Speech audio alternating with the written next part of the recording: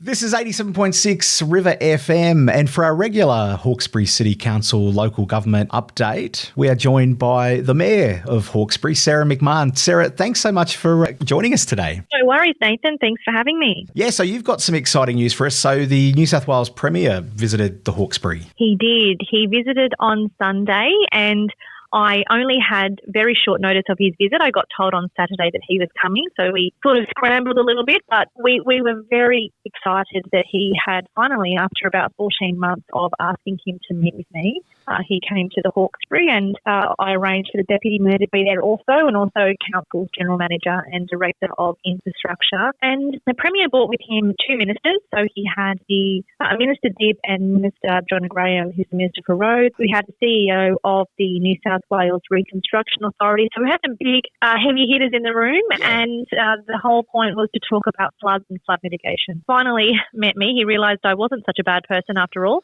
I wasn't going to be that way. Like, he really was avoiding me, let's be frank, out there. He was avoiding the invitation that we put out to him to discuss this issue. And the only thing I could think of is because the new government didn't have a solution or an answer yet, and they still don't. But they did release a brand new flood study last week based on the data that they've collected over simulating about 20,000 flood scenarios. So they released all of that information, which will really help guide flood planning into the future. And they're going to use that information to create what's called the disaster adaptation plan. Now, Hawkesbury has been chosen, as the first one in the whole state to do that.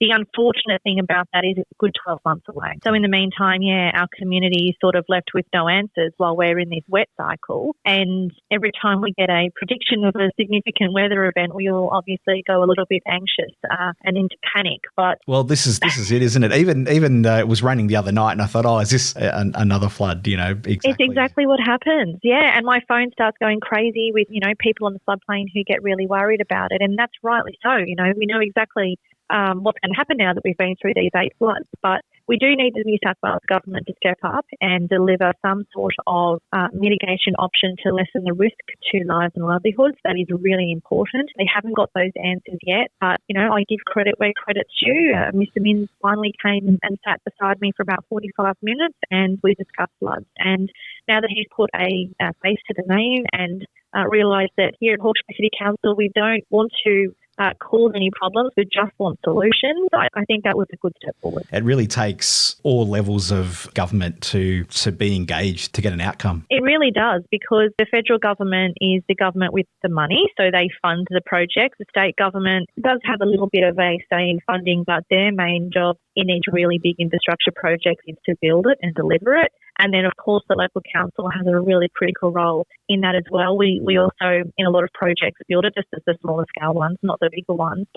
And we also deliver the repairs and the damage to our roads and our forwarding infrastructure. So all levels of government have a role to play, and that's why it's important to me to discuss these things. As I said, disappointed it took 14 months or maybe a bit more than that since he's become Premier, but we got there in the end. One of the great things about the Hawkesbury is our fantastic volunteers, and there's a bit of a changing of the guard happening at the moment within some of our voluntary associations.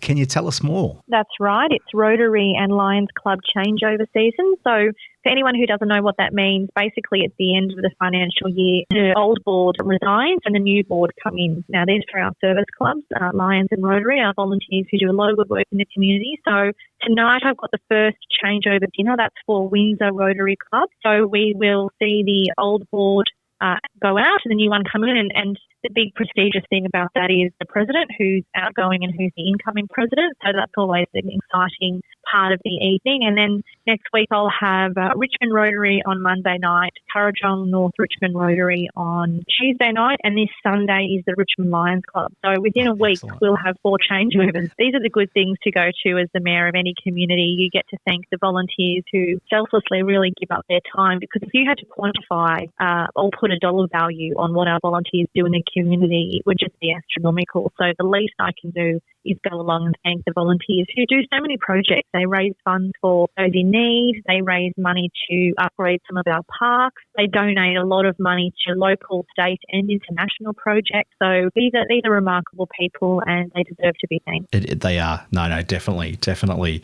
The Lower Portland Ferry is back on its way to Lower Portland. It is. It's been a very long time, and I thank the Lower Portland community and, of course, the broader Hawkesbury and Hills communities for their patience with this.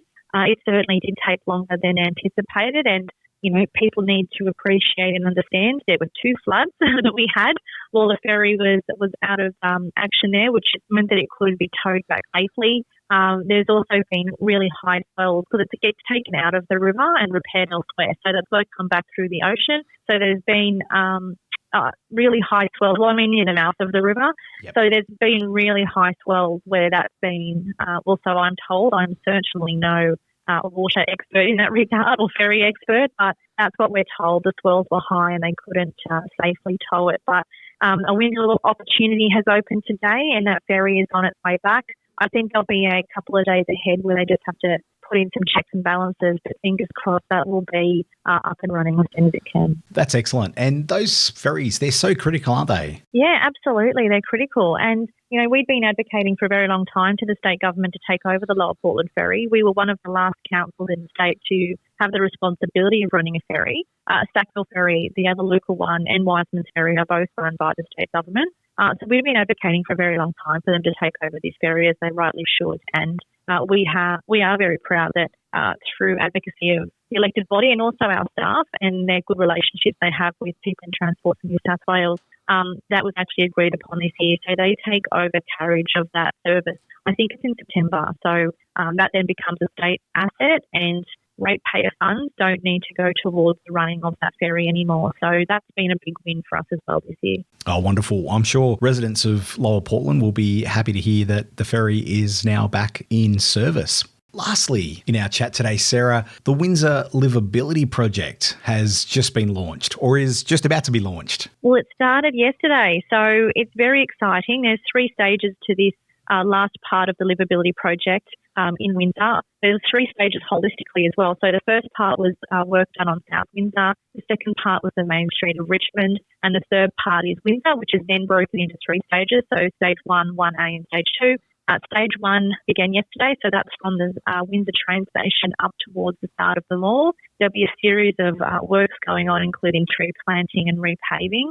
And I drove through it this morning after dropping the kids at school and getting to work here at the chamber, and there was just so much activity going on. I couldn't believe it. There was people and machines everywhere, and I just want to say to the community, I know that, obviously means a little bit of disruption, but we also get told at the council, you need to do this, you need to fix that, you need to do this. Well, that comes, unfortunately, with people being on the ground and having a little bit of disruption while we do those bigger work. So I just ask the community to be patient and understanding because we're getting on with the job of just making the area look a bit better. Yeah, these types of projects really do have a positive impact on the Hawkesbury. I know the Main Street Revitalisation Project has had so many positives and will continue to have so many positives going into the future. They really do. And I think that once the trees grow, I know especially in Richmond there's been a little bit of feedback about the parking situation, but all up we only actually lost 2 car parks out of the whole main street, and that was to do with the crossings that now need the gardens put either side of them to give them that buffer from the traffic. But we actually didn't lose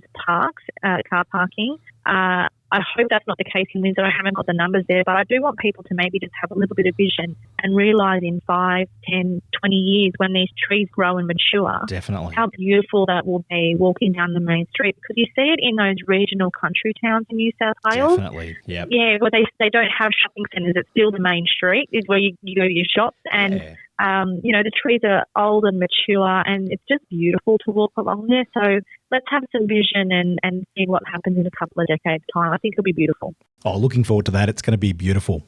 Yeah, absolutely. It's going to look stunning. And then by the time we get to stage 2, which is the upgrade of the mall itself, that's going to look just absolutely brilliant. So all new furniture in the mall, taking out the plane trees and putting in trees that don't drop pollen and little things all over the floor that people can trip on. So there's a lot of work to go on there, but it is going to look beautiful. And, we get a lot of complaints about Windsor looking old and tired. So as I said previously, I just want the community to be a little bit patient while we go through these works of restoring and creating nice, clean spaces while keeping in theme with the heritage style of the mall and respecting our heritage there. So just be patient as we get on with the work, and hopefully once it's all done and dusted, it's going to be an outcome that the community can be proud of. Oh, no, that's excellent, Sarah. Well, look, thanks so much for updating us on all of those points from Hawkesbury City Council. Is there anything else you'd like to mention? Just as always, stay in touch with what we're up to, either through our Facebook page or our website. We really do put up-to-date information on there, not just about council, but other things happening in the community. So keep up to date that way and stay safe, everyone. Thanks so much, Sarah. Sarah McMahon, Mayor of Hawkesbury City Council. Thanks, Sarah. Thanks for your time today. Anytime. Thanks, River FM.